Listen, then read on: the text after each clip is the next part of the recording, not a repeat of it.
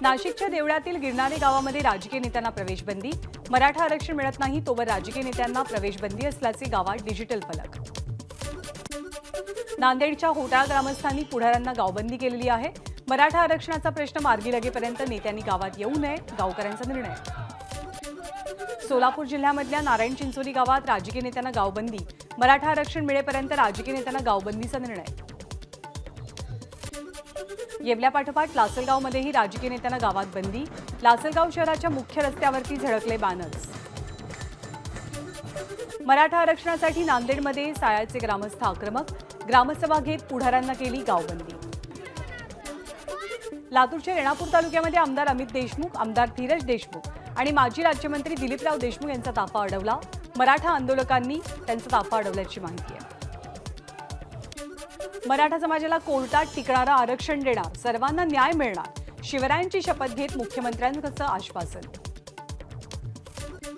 तर मुख्यमंत्र्यांच्या आश्वासनानंतरही मनोज जरांगे उपोषणावर ठाम। शिंदेनी शपथ घेतली याचा आदर आहे, पण मागे हटणार नाही, जरांगेंची भूमिका। दसरा मेळाव्यासाठी मुंबईला येताना सांगलीतल्या कवठे महांकाळच्या शिवसैनिकांचा अपघातात एकाला मृत्यू, एकाचा मृत्यू। मुख्यमंत्री एकनाथ शिंदेंकडनं मृताच्या कुटुंबियांना मदत। आझाद मैदानातला दसरा मेळावा आटपून गावी परत जाणाऱ्या शिवसैनिकांच्या 3 बसेसचा विचित्र अपघात। मुंबई आग्रा महामार्गावरती शहापूर जवळची दुर्घटना। ट्रक आणि एक बस थेट उड्डाणपुलावरच्या साईड डिवायडर तोडून खाली रस्त्यावरती 6 ते 7 जण जखमी। रोहित पवारांकडनं तुळापूर संगम घाटावरच्या शंभू महादेवाची पूजा। संघर्ष यात्रेला आणि युवांचे प्रश्न सोडवण्यासाठी यश मिळू दे, शंभू महादेवाचरणी प्रार्थना। राष्ट्रवादीचे आमदार रोहित पवारांची युवा संघर्ष यात्रा, त्याचा आजचा दुसरा दिवस। छत्रपती संभाजी महाराजांच्या समाधीचं दर्शन घेत यात्रेला सुरुवात। पुणे आणि पिंपरी चिंचवडमध्ये ओला, उबर, स्विगी, झोमॅटो अशा मोबाईल ॲपसाठी काम करणाऱ्या कर्मचाऱ्यांचा एकदिवसीय बंद। गीग कामगार नोंदणी आणि कल्याणकारी कायदा लागू करावा यासाठी संपाची हाक। पश्चिम रेल्वेवरती पुढचे 11 दिवस ब्लॉक। खार गोरेगाव दरम्यानच्या 6व्या मार्गिकेच्या बांधकामासाठी हा ब्लॉक घेतला जाईल। 27 ऑक्टोबर ते 6 नोव्हेंबरपर्यंत लोकलच्या तब्बल 2525 फेऱ्या रद्द। मध्य रेल्वेवरती वंदे भारत एक्सप्रेसची संख्या 4 वरून 6 वर। मुंबई ते संभाजीनगर आणि पुणे ते सिकंदराबाद या मार्गावरती वंदे भारत एक्सप्रेस धावतील। लवकरच ऑक्टोबर हीटपासून सुटका होणार, काही दिवसातच थंडी वाढेल, हवामान खात्याचा अंदाज। कुलाबा वांद्रे सिप्स मेट्रो 3च्या ट्रायल्स नोव्हेंबर महिन्यात सुरू होणार, तर आरे ते बीकेसी दरम्यानच्या पहिल्या टप्प्याची ट्रायल रनही सुरू केली जाईल। दसऱ्याच्या मुहूर्तावरती पुण्यातील 4 आरटीओ विभागातून एकूण 9572 वाहनांची नोंदणी। गेल्या वर्षीच्या तुलनेमध्ये 475ची वाढ। 16 ते 24 ऑक्टोबर दरम्यान राज्यात 80,186 वाहनांची खरेदी। 1 ते 3 ऑक्टोबर दरम्यान घर विक्रीची संख्या 7,828 वर। मुद्रांक शुल्कातनं राज्य सरकारला मिळाला 618 कोटी रुपयांचा महसूल। मुंबई विद्यापीठाच्या सिनेट निवडणूक स्थगिती प्रकरणी आज उच्च न्यायालयामध्ये सुनावणी। मुंबई विद्यापीठ न्यायालयाच्या निर्देशांनुसार सिनेट निवडणुकांचा कार्यक्रम न्यायालयामध्ये सादर करणार का याची उत्सुकता। पुण्यातल्या हवेली तालुक्यात झेंडूच्या फुलांना भाव न मिळाल्यामुळे शेतकरी आक्रमक। योग्य दर न मिळाल्यामुळे शेतकऱ्यांनी झेंडूची फुलं रस्त्यावरतीच फेकली। किरीट सोमय्यांचा अंबादास दानवेंच्या विरोधात उच्च न्यायालयात मानहानीचा दावा। किरीट सोमय्यांकडून दानवेंना 100 कोटींच्या नुकसान भरपाईची मागणी करणारी नोटीस।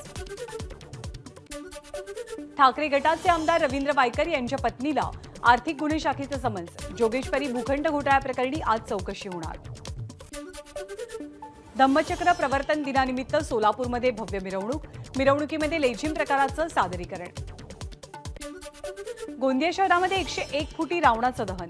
रावण दहनाच्या वेळेला 1 तास फटाक्यांची आतषबाजी। भंडाऱ्यामध्ये मोठ्या उत्साहात रावण दहन। रावण दहन कार्यक्रमाला काँग्रेसचे प्रदेशाध्यक्ष नाना पटोले उपस्थित। सांगलीमध्ये रावण दहन सोहळा संपन्न। 51 फुटी रावणाचं दहन। रावण दहन सोहळ्यात फटाक्यांची जोरदार आतषबाजी।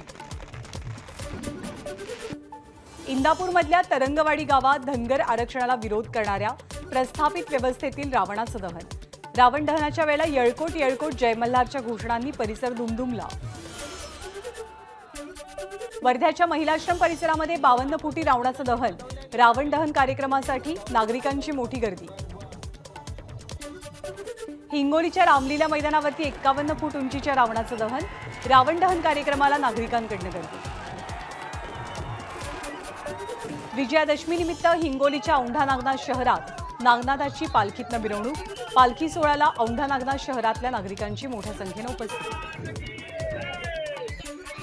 ठाण्यातील टेंभी नाक्याच्या देवीचं मासुंदा तलावामध्ये विसर्जन, विसर्जन सोहळ्याला भक्तांची गर्दी।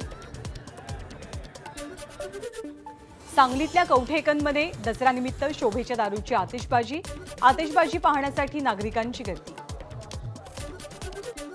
ज्याप्रमाणे हनुमानानं सोन्याची लंका दहन केली, तसंच मेळाव्यानंतर खोकासुरांचं दहन करणार, उद्धव ठाकरेंचा शिंदे गटावरती हल्लाबोल। जालन्यात आंदोलकांवरती लाठीचार्ज होऊनही जरांगे समजूतदारपणे आंदोलन करतात, उद्धव ठाकरेंकडून जरांगेंचं कौतुक। कुठलाही साबण लावला तरी कपाळावरचा गद्दारीचा शिक्का काही पुसला जाणार नाही, उद्धव ठाकरेंची शिंदे गटावर टीका। तर गद्दार कोण आणि महागद्दार कोण हे जनतेला माहित आहे, मुख्यमंत्री एकनाथ शिंदेंचा उद्धव ठाकरेंवरती पलटवार। उद्धव ठाकरेंनी मुख्यमंत्री असताना किती मराठा बांधवांनी आत्महत्या केल्या याचं आत्मचिंतन करायला हवं होतं, मंत्री उदय सामंत यांची ठाकरेंवरती टीका। गद्दारांना गुजरातला पळता यावं यासाठी बुलेट ट्रेनचा घाट घातला जातोय, उद्धव ठाकरेंकडून सरकारवरती निशाणा।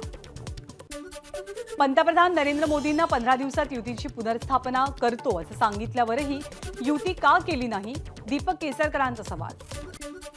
सत्तेसाठी उद्धव ठाकरेंनी हिंदुत्वासोबत गद्दारी केली, उद्या एमआयएम सोबत सुद्धा युती करतील, इंडिया आघाडीवरनं मुख्यमंत्री शिंदेंची टीका। कोविड घोटाळ्यातील चौकशीवरनं उद्धव ठाकरेंचा मुख्यमंत्र्यांवरती पलटवार, ठाणे, पुणे, नागपूर महापालिकेसोबतच पीएम केअर फंडाची चौकशी करा, ठाकरेंचं आव्हान।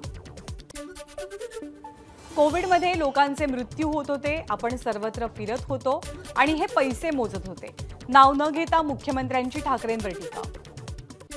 मुख्यमंत्री असताना महाराष्ट्रातनं पीएम केअर फंडला पैसे गेले, त्यावेळेला चौकशी का केली नाही, शिवसेनेच्या नेत्या नीलम गोऱ्हे यांचा उद्धव ठाकरेंना प्रश्न।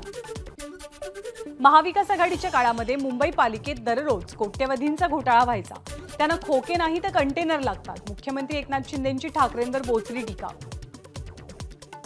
उद्धव ठाकरेंची 2004 सालापासून सीएम बनण्याची, मुख्यमंत्री बनण्याची इच्छा होती, पण 2019 पर्यंत त्यांची डाळ शिजत नव्हती।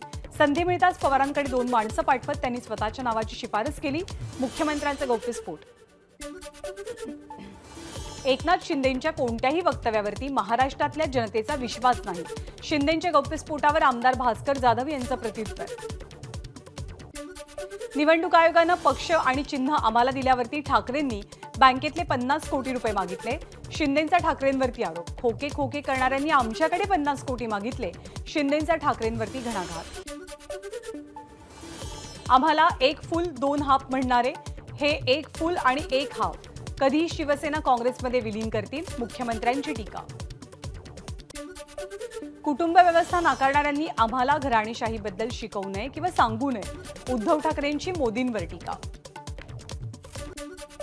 शिवतीर्थावरती अर्धवट रावांची सभा, भाजपची उद्धव ठाकरेंच्या भाषणावर टीका, तर घराणेशाही वाचवण्यासाठी ठाकरेंकडून इंडिया गटाची आणि इंडिया आघाडीची वकिली, भाजपचा ठाकरेंवर निशाणा। आमदार अपात्रतेच्या सुनावणीवरनं लांबलेल्या सुनावणीवरनं ठाकरेंचा विधानसभा अध्यक्षांवर निशाणा, वेळापत्रकावरनं सुप्रीम कोर्टानं अध्यक्षांना सुनावलं, जनतेच्या न्यायालयात गेल्यावरती सत्य समोर येईल, ठाकरेंचं विधान।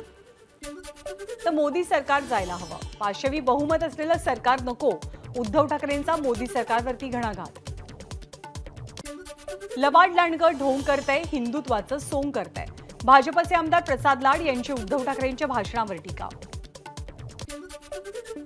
राष्ट्रीय स्वयंसेवक संघाला कुठलं आंदोलन केलं म्हणून विचारणाऱ्या उद्धव ठाकरेंनी कधी आंदोलन केलंय का, भाजपचे आमदार प्रवीण दरेकरांचे उद्धव ठाकरेंना प्रश्न। मुंबई महानगरपालिकेतील कामांची चौकशी करताय तर नागपूर महानगरपालिकेतही कामांची चौकशी करा, उद्धव ठाकरेंचा देवेंद्र फडणवीसांवरती निशाणा। आपल्याला तुरुंगात टाकण्याचा डाव होता, मुख्यमंत्री एकनाथ शिंदेंचा दसरा मेळाव्यात मोठा गौप्यस्फोट। मुंबईला महाराष्ट्रापासून तोडणाऱ्यांचे आम्ही तुकडे करू, उद्धव ठाकरेंचा इशारा, तर कुणीही आलं तरीही मुंबई महाराष्ट्रापासून तुटणार नाही, शिंदेंकडनं प्रत्युत्तर। मुंबई महानगरपालिकेसह लोकसभा आणि विधानसभा निवडणुका एकत्रित घ्याव्यात, उद्धव ठाकरेंचं सरकारला उद्देशून विधान. 2017 साली आपण सांगितलं म्हणून शिवसेनेचा महापौर बनला. महापौर पदाबद्दल फडणवीसांना आपण सांगितलं, मुख्यमंत्र्यांचं गौप्यस्फोट. धारावी पुनर्विकास प्रकल्पावरनं ठाकरेंचं टीकास्त्र. धारावीचा विकास मित्राच्या खिशात घालू नका. गिरणी कामगारांच्या मुलांना सामान्यानं घरं द्या, उद्धव ठाकरेंची मागणी. चारित्र्यहीन आणि पैशांच्या जोरावरती राजकारण करणाऱ्यांना पाडणार, भक्तीगडावरनं पंकजा मुंडेंचा एल्गार. कृष्णाला मथुरा सोडावी लागली तशीच वेळ आपल्यावर, दसरा मेळाव्यातनं पंकजा मुंडेंचं विधान. भाषणादरम्यान वायर कापल्याचा पंकजा मुंडेंवरती आरोप. आपला आवाज कुणीही दाबू शकणार नाही, पंकजा मुंडेंचं विधान. मराठा आरक्षणासाठी लढण्याची आपली सुद्धा तयारी आहे, पण मराठा आरक्षण टिकायला हवं, रामदास कदम यांचं वक्तव्य. कोर्टाच्या निकालाविरोधात गेल्यानंतरही तुम्ही सरकार टिकवू शकता, तर मराठा समाजाला कोर्टात टिकणारं आरक्षण देण्यास उशीर का, नितीन बानगुडे पाटील यांचा सवाल. मराठा आरक्षणाचा निर्णय घेण्यासाठी थोडा वेळ द्यावा, कायदेशीर टिकणारं आरक्षण देण्याचा आमचा प्रयत्न. पुन्हा उपोषणाला बसून शरीराला ताण देण्यापेक्षा सरकारनं दिलेल्या आश्वासनावरती विश्वास ठेवा. मराठा आरक्षणावरती गिरीश महाजनांची प्रतिक्रिया. मराठा आरक्षणासाठी मुख्यमंत्र्यांनी 1 महिन्याचा वेळ मागितलेला असताना आम्ही 40 दिवस दिले होते, मात्र आता कोणताही वेळ मिळणार नाही. ग्रामविकास मंत्री गिरीश महाजनांना मनोज जरांगेंचं प्रत्युत्तर. आम्ही दगाफटका करणारे नाही, मराठा समाजाला आरक्षण मिळावं हीच आमची इच्छा. जरांगेंनी मुख्यमंत्र्यांवरती संशय घेऊ नये, मंत्री शंभूराज देसाईंचं जरांगेंना आवाहन. 37-38 वर्षांपासून गावात दसरा कसा साजरा होतो हे आम्ही पाहिलं नाही. 4 वाजता नवीन कपडे घालून शिवतीर्थावरती जागा पकडायची, असे आम्ही कार्यकर्ते, आणि आज आम्हाला बरेच लोक गद्दार म्हणतात. मंत्री गुलाबराव पाटलांचा ठाकरे गटाला टोला. एबीपी माझा, उघडा डोळे बघा नीट.